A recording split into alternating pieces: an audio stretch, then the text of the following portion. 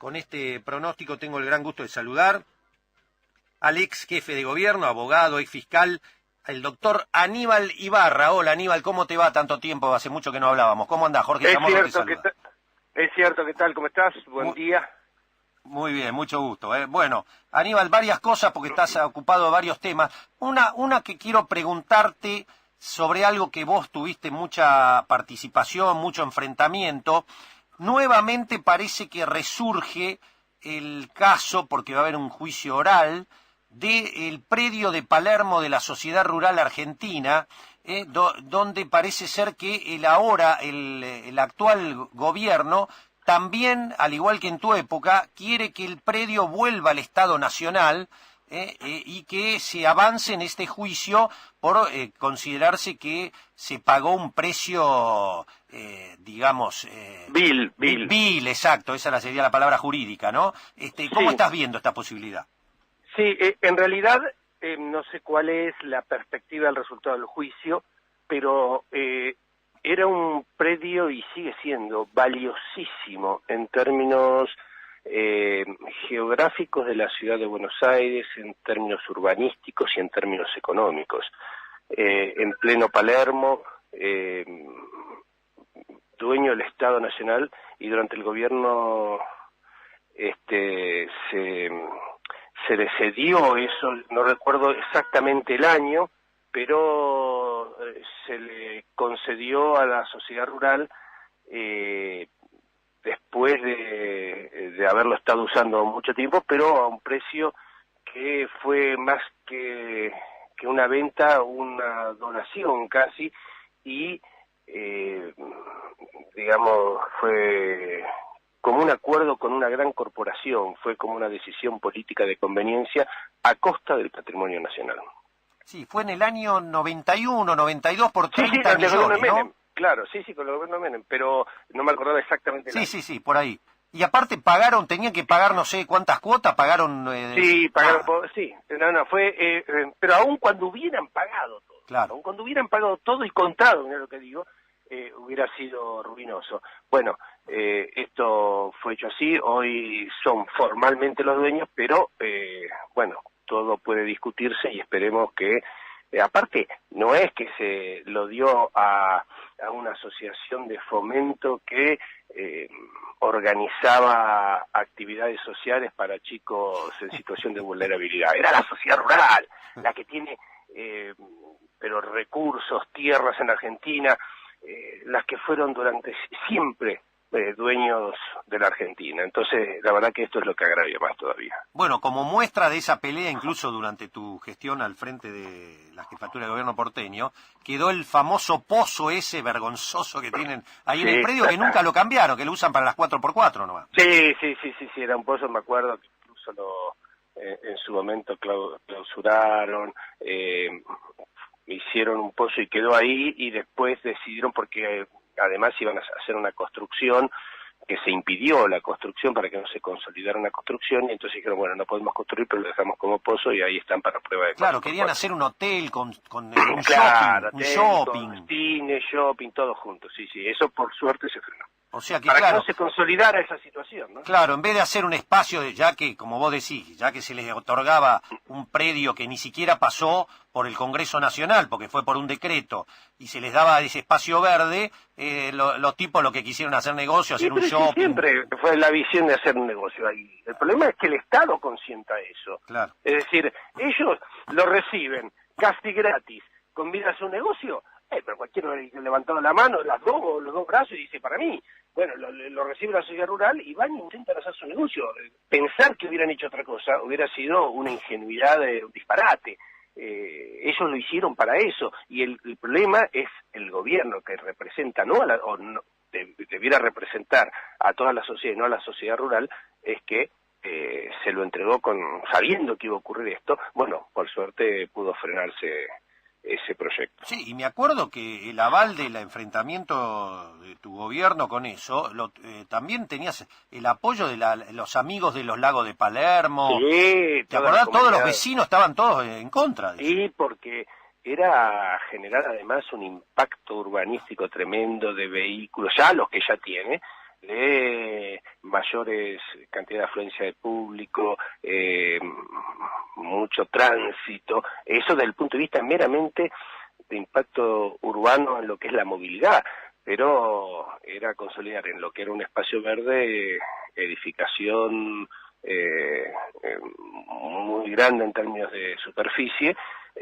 y además con proyectos que iban a convocar a miles y miles de personas diariamente con el impacto en toda la zona. Claro, Por eso los servicios, una ¿no? fuerte resistencia. La red de agua, de gas, de todo, claro. Sí, sí, sí, y aunque eso se hubiera solucionado, que la verdad que no lo tengo presente cómo impactaba, pero todo lo demás era de un impacto negativo para el barrio tremendo, y entonces, bueno, hubo una gran oposición y, bueno, por lo pronto se pudo frenar. Bueno, el otro tema, ¿cómo estás viendo como abogado? Tengo entendido que estás patrocinando a los metrodelegados, ¿puede ser? Participé el día de las detenciones como abogado, colaborando con los abogados formales del subte, y estuve en la comisaría, estuve después en la fiscalía, tuve reuniones con funcionarios de la fiscalía tratando de acelerar el proceso judicial y obtener la libertad lo más rápido posible. Era tanto lo que había que hacer que, bueno, nos distribuimos un poquitito algunas tareas y después ellos quedaron formalmente en la defensa judicial penal de cada uno de ellos. Pero bueno, estuve todo ese día, toda esa tarde, trabajando como todos los demás en la libertad de los que habían sido detenidos. ¿Es difícil la situación jurídicamente hablando de los metrodelegados? Bueno, en un contexto racional y normal no, pero no estamos en un contexto racional, estamos en un contexto de persecución política para todos aquellos que se manifiestan, se movilizan, participan de marchas o lo que fuera. A ver, doy un ejemplo. Todavía yo estoy defendiendo y no se cerró la causa contra una persona, un joven que fue detenido en una de las marchas pidiendo por Maldonado. ¿Y cuánto pasó de esto? ¿Cuánto pasó? Estaremos en 8 meses, 10 meses, y sin embargo todavía no se cerró la causa y no hay nada, pero lo digo ya casi despojándome de que soy abogado de este muchacho. Entonces, si esta es la situación, todavía tampoco se pudo terminar, supongo que esta semana tendremos novedades, y creo que positivas, los detenidos de la marcha por la reforma previsional, pero es esto, cuando hay algún conflicto, alguna situación de represión, detienen a mansalva, no importa, después generan resistencia de autoridad, siempre es el delito clásico, lo mandan a la justicia y después arréglense con abogados y esto para instalar esta situación de que ellos ponen orden, control, pero hacia adentro, que generar miedo y entonces que todos se cuiden de qué es lo que hacen. Esta es la situación ahora, por eso digo, en situación normal no debiera haber ocurrido nada. Es más, la represión de la policía se dio 40 minutos antes de que terminara la medida de fuerza. Sí, o eso sea es muy que, llamativo. además de injusta, fue innecesaria. Muy llamativo, sí. Una medida que llevaba 7 horas, la policía actuó y todo el escándalo se armó, faltando 45 minutos para que termine la medida de fuerza. La verdad que llama la atención. Claro, ¿por qué? Porque era una decisión política de reprimir. Querían ellos, porque evalúan que consolidan a su grupo electoral, a su base electoral, y entonces necesitaban la foto de la represión, la detención de los dirigentes gremiales, todo eso y esas imágenes televisivas, ellos las necesitaban. O sea, fue una decisión política, esto no fue. Es más, no fue con una decisión judicial, no fue con una decisión de la fiscalía que intervino. No. Fue una decisión política. Detenemos la policía que responde al poder político en la ciudad de Buenos Aires. Y entonces, listo, una vez que lo detienen, sí, se lo dan a la justicia. Y la justicia, bueno, lo tiene que recibir.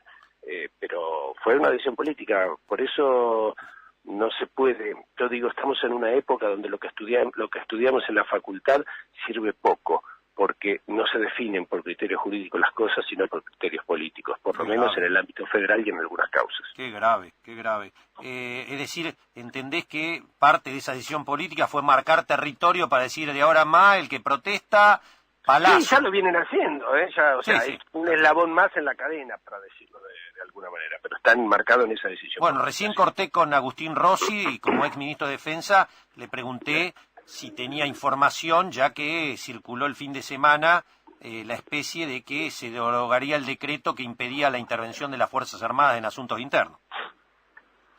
¿Y qué dijo? No tiene conocimiento, pero no le extrañaría, atento a lo que vos mismo señalás, es decir, Claro, a todo un escenario para el gobierno que se viene muy complicado en lo social, ¿no? Se viene muy complicado en lo social porque esto de que lo peor ya pasó es una consigna, pero sobre todo es una consigna que no tiene sustento en la realidad, entonces lo peor está por venir.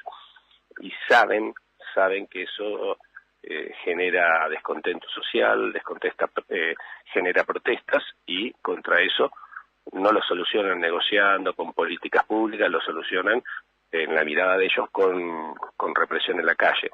Por eso todo el armamento que le han comprado a Israel, que no es para defensa de las fronteras ni para defender nuestra soberanía, sino para represión interna. Claro, te pregunto porque sos un abogado, un fiscal, un ex fiscal, un hombre que ha seguido muy de cerca este tema, incluso fuiste abogado de Cristina Fernández. Los memes y chistes patéticos que se hacían hace algunos días era que ante dificultades, donde el gobierno encuentra dificultades, los memes decían, lo mostraban a Vudú que dormía vestido porque dice ahora me meten preso de nuevo.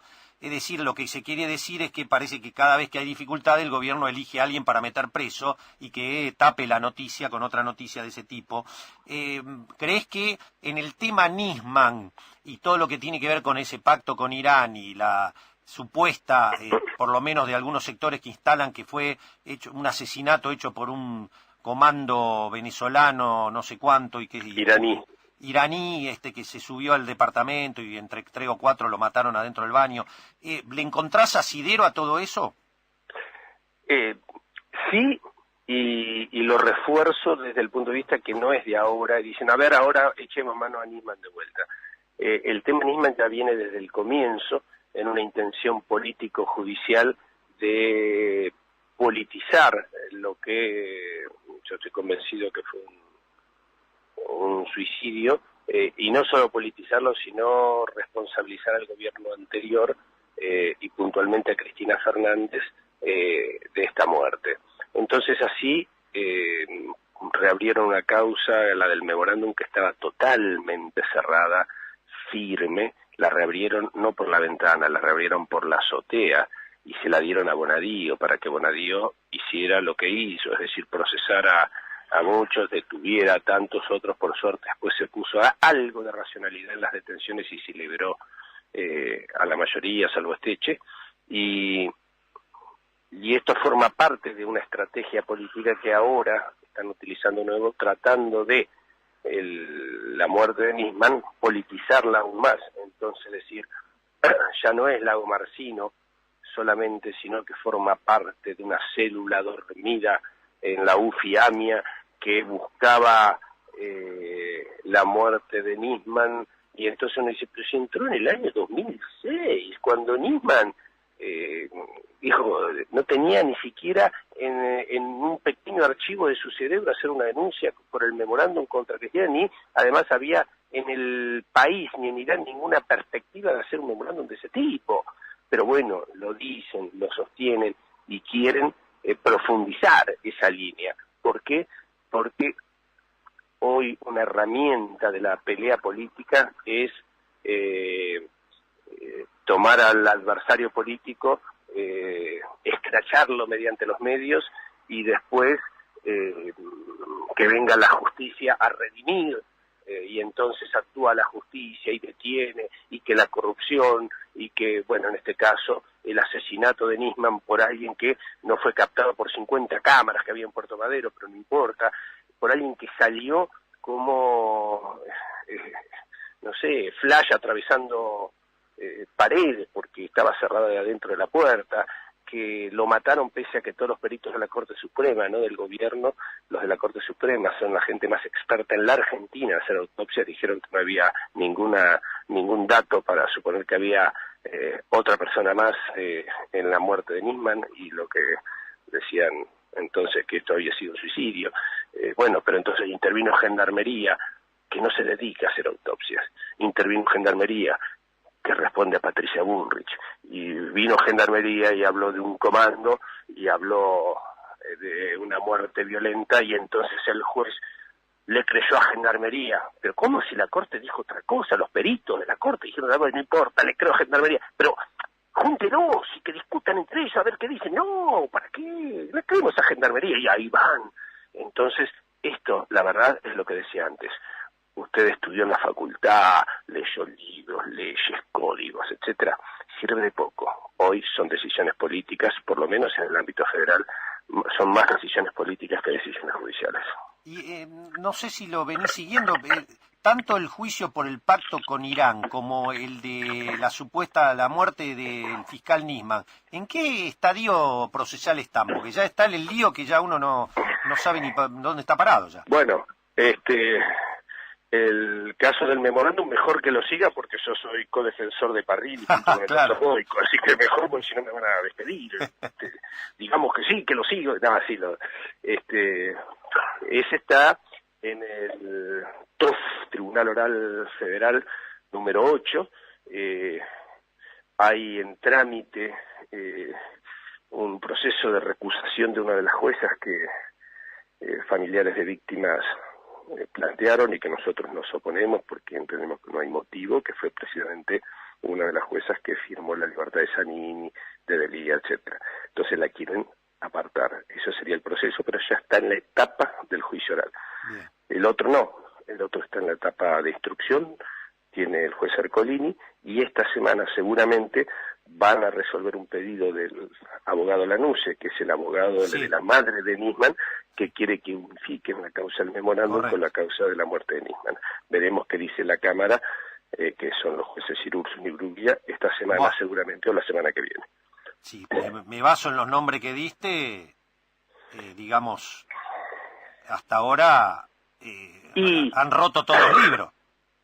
Bueno, por lo pronto aceptaron una apelación del abogado Lanuse, que según el código no se procede, porque cuando lo procesan a Lagomarsino o procesan a una persona cualquiera, el código establece solamente puede apelar la persona, decir, no, pero ¿por qué me procesa? O sea, en este caso, Lagomarsino, o el fiscal. Bueno, no puede la querella. Claro, claro. Y Lanuse la querella, y la aceptaron, entonces van contra el código, y entonces Lanuse dice esto, y van atrás de Lanuse, que además Lanuse es abogado de la madre Nisman, pero fue abogado de uno de los camaristas que interviene en la causa del memorándum, que es Geminiani. O sea, está todo mezclado, todo mal. Esto yo lo digo, todo esto queda escrito.